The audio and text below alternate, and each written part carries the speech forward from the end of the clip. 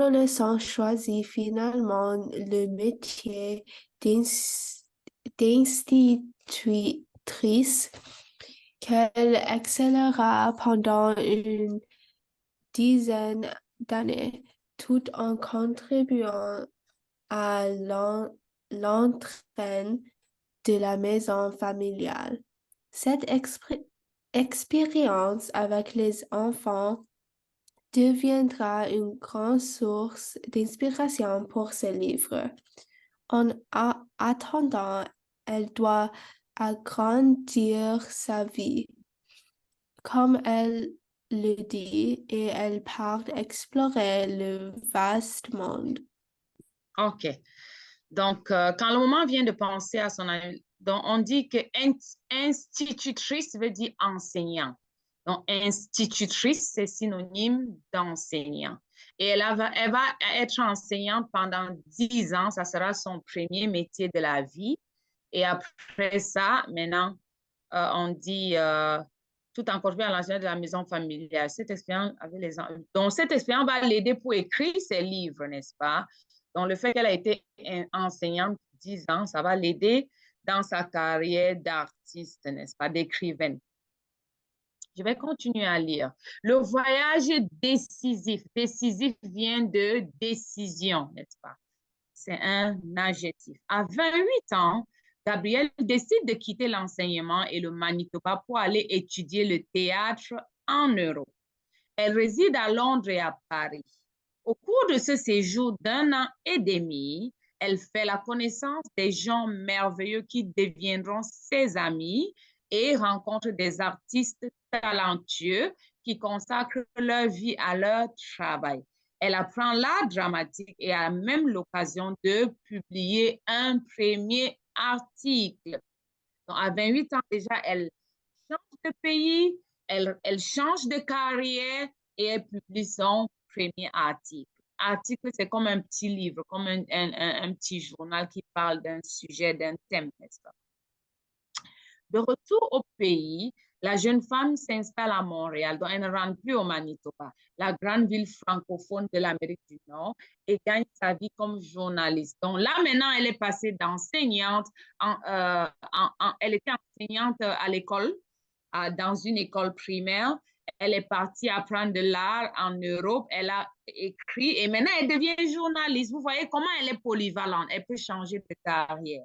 Elle réalise des reportages. Elle voyage d'un point à l'autre dans le Canada et elle apprend et connaît mieux le Canada. Dans ses temps libres, elle rédige de courtes nouvelles inspirées de ses aventures, lesquelles seront publiées dans diverses revues. Petit à petit, elle apprivoise l'écriture et consacre de plus de temps à son œuvre personnelle. Donc, elle commence à écrire, à aimer à écrire, elle publie des choses et elle fait ses petits pas.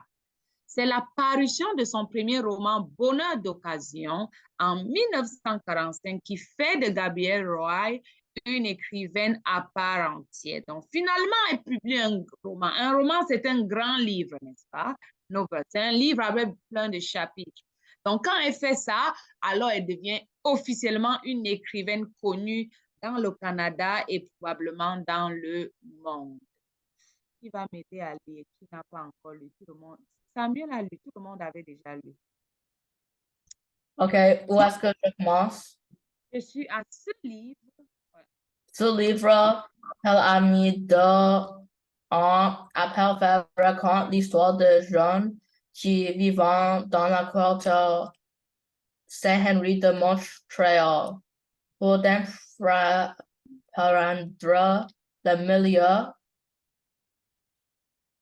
de façon réaliste et juste. Elle utilise la méthode de l'observation et de la documentation.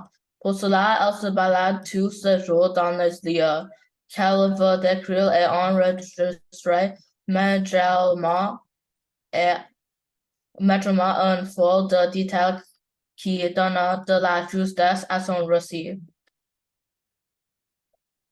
OK, merci. Est-ce que tu peux aller au toilette? Bien sûr. Quoi, si tu veux finir, je pense que c'est le dernier paragraphe. Oh non, on a encore un autre paragraphe. Vas-y, lis celui-ci.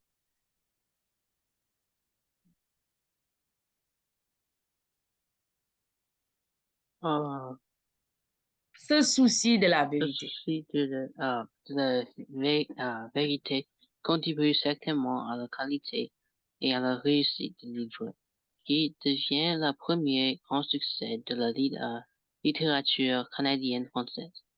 Du jour au lendemain, Gabriel Roy devient une célébrité au Québec, au Canada, en France, ainsi qu'aux États-Unis, grâce au roman The Tin Food.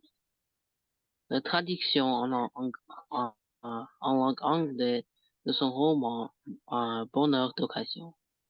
Merci. Claire, tu peux continuer. Je pense que ça, c'est le dernier. Lis-nous ce dernier. Ouais.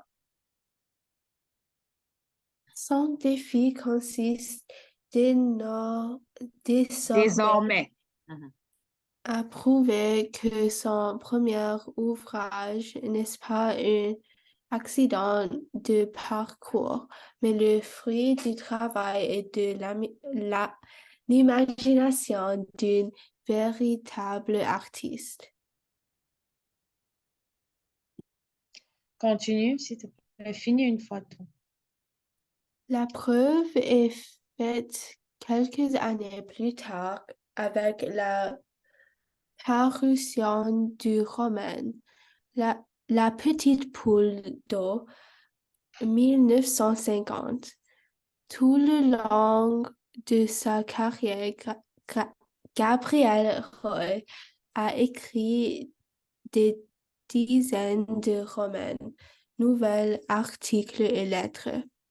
Parmi eux, mentionnant rue Descharbolt, 1955 et ses enfants de ma vie, 1977. Tu peux finir, s'il te plaît. Enfin, son autobiographie, La détresse et l'enchantement, 1984, qu'elle a mis 7 ans à écrire et publié un an après sa mort. Ce récit de vie constitue le témoignage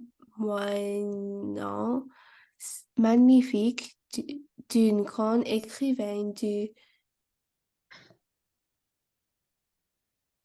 20e siècle. 20e siècle. OK, merci Claire. On dit ici que elle est morte. Qui va me dire en quelle année elle est morte? Lisez le dernier paragraphe et dites-moi en quelle année elle est morte.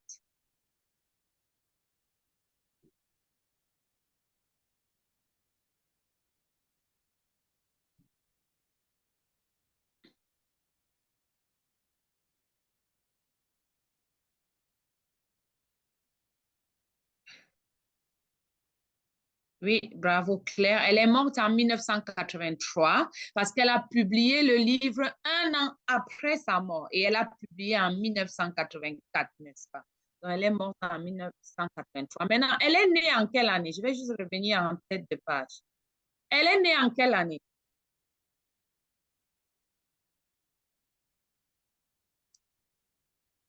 Et dites-moi à quel âge elle est morte? Pardon, elle avait quel âge quand elle est morte? Est-ce qu'on comprend bien la question? En quelle année elle est morte? Pardon, elle est née, je veux dire, désolée de vous embrouiller. En quelle année elle est née? 1909. Bravo. Elle avait quel âge quand elle est morte? On dit qu'elle est morte en 1983. Elle avait quel âge? Elle est morte en 1983. Calculez, vous me dites quel âge elle avait.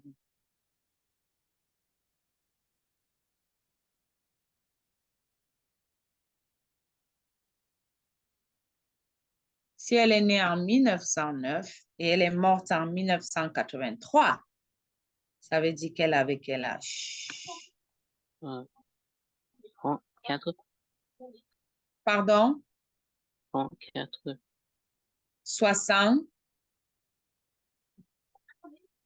Oh, Je n'entends pas bien ton micro. Ouais, elle avait 74 ans. Merci, Claire. Elle avait 74 ans. Elle est née en 1909. Elle est morte en 1983. Elle avait 74 ans. Selon toi, Samuel, penses-tu qu'elle est morte jeune ou bien vieille? Qu'est-ce que tu penses si elle est morte à 74 ans? Mort jeune. Tu penses qu'elle était jeune à 74 ans? Claire, qu'est-ce que toi tu Non, en penses? non, pas jeune. Elle n'était pas jeune. Claire, tu penses qu'elle est morte jeune ou vieille? Je pense que c'est jeune.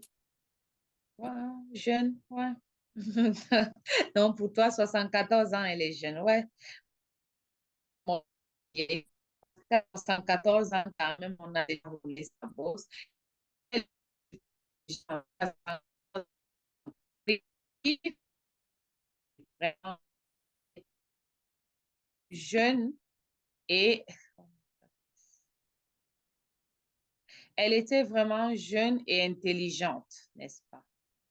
Donc, si elle est morte. Oh, je vois Ryan, probablement son Internet, il est parti. OK, on va répondre aux questions, n'est-ce pas? J'ai partagé la page des questions. Donc, dans le texte, trouve les réponses aux questions suivantes. Qui est Gabriel? OK, chacun va répondre une des questions. Donc, tu vas lire le livre et tu vas me répondre ça. Tu peux écrire dans le clavardage ou tu peux parler oralement. Samuel, tu vas faire le A.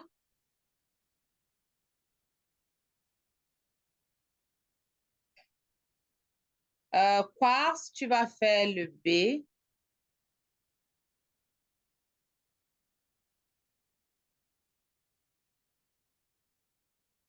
Quartz fait le B. Et Claire, tu vas faire le C et le D, Claire. C et D. Donc, je vais lire les questions. Vous allez les répondre soit dans le clavardage ou oralement. So, Samuel, la question qu'on te pose, qui est Gabrielle Roy? Dans quelle province elle est née et durant quelle année? Pour dire quelle année elle est née. Parce toi, tu vas répondre, quel est le métier de son père? Quel est le métier de sa mère? Et Claire, tu vas répondre, pourquoi ses premières années à l'école sont-elles difficiles? Comment gagne-t-elle sa vie? Allez-y, vous pouvez répondre dans le clavardage.